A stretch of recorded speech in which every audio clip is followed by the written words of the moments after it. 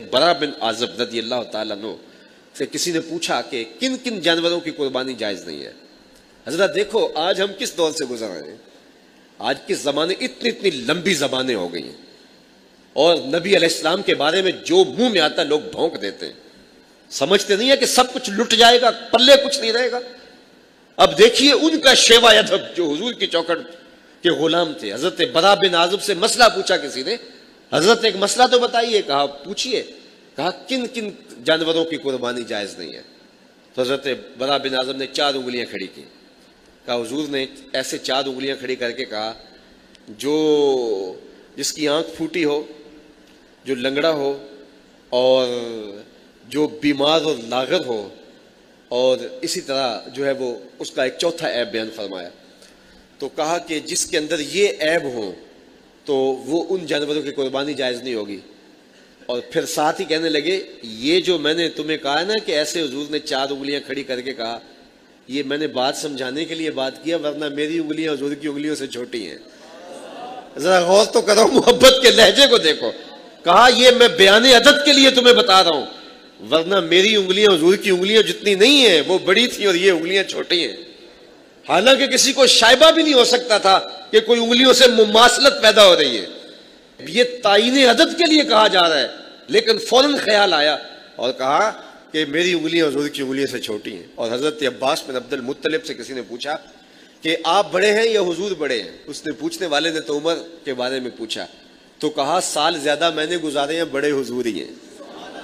तो ये उनका अदब था, ये असहाबे रसूल की जिंदगी थी। आज मैं और आप देखें कि हम किस जगह पे खड़े हैं। हुजूर के मामले में इंतहाई हसास होना चाहिए और कोई हल्का और मैला लफ्ज़ ज़ुबान पे नहीं आना चाहिए, वरना सब कुछ लुट जाएगा, पल्ले कुछ भी नहीं रहेगा। जो गुनहगार है उसकी माफ़ी है, बेअदब की माफ़ी नहीं है।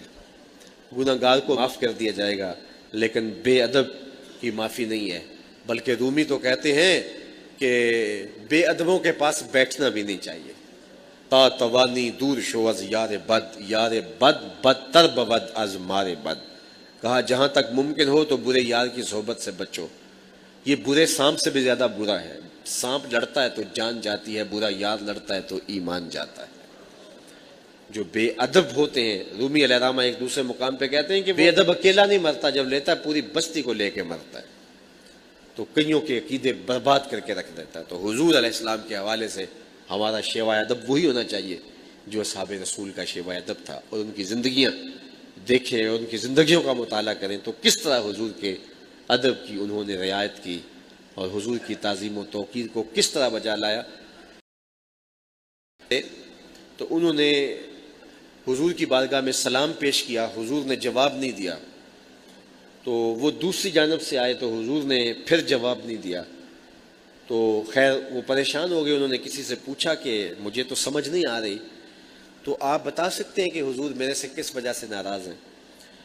उन्होंने कहा ये जो तुमने सोने की अंगूठी पहनी है ये हुजूर ने मना की हुई है और तुम्हारे हाथ में है, शायद हुजूर की नाराज़गी का सबब ये हो। तो उन्होंने वो अंगूठी उतार के हुजूर को पेश कर दी। हुजूर शायद आप इस वजह से नाराज़ हैं। हुजूर ने अंगूठी फेंक दी। नाराज़गी की वजह ख़त्म होगी, बातें चलती रही, गुफ्तगू होती रही। मजलिस इख्तिताम को पहुंची तो लोग उठ के घरों को जाने लगे, वो भी उठे और जाने लगे। किसी ने तवज्जो दिलाई, वो अंगूठी तो उठा लो, तुम तो शर्म नहीं पहन सकते, तुम्हारी बीवी तो पहन सकती है, तो ले लो उसको, कीमती सोना है।